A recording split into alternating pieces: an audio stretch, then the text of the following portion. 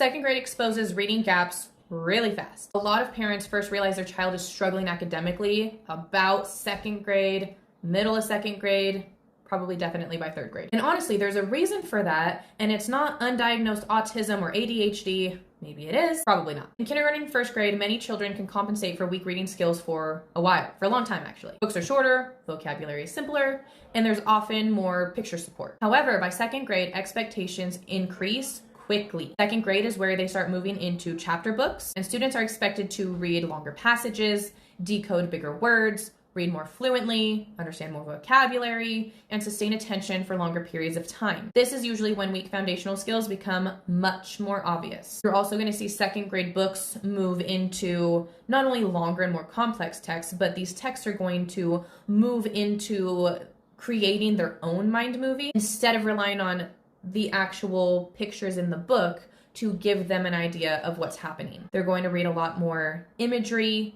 comparison. They're going to start seeing dialogue in stories, people talking, arguing, and trying to decipher what was actually said aloud between characters, what is background information in the book. Second grade, we also move into literary elements. They learn about characters, protagonist versus antagonist, character traits, the setting, plot, events in the story, and then we get into compare contrast, problem solution, and then also cause and effect. A child may suddenly avoid reading, hate homework, struggle with fluency, become emotionally frustrated, or start falling behind in multiple subjects, and that's not because they don't understand what's going on in science or math or social studies, it's because they can't read the book. And many parents are shocked because the child may have appeared fine before, and this is where they start jumping into the rabbit hole of ADHD, them not paying attention, or there's got to obviously be a learning disability. But often the gaps were already there underneath the surface. Second grade simply puts more demand on the reading system, and when they don't have those foundations,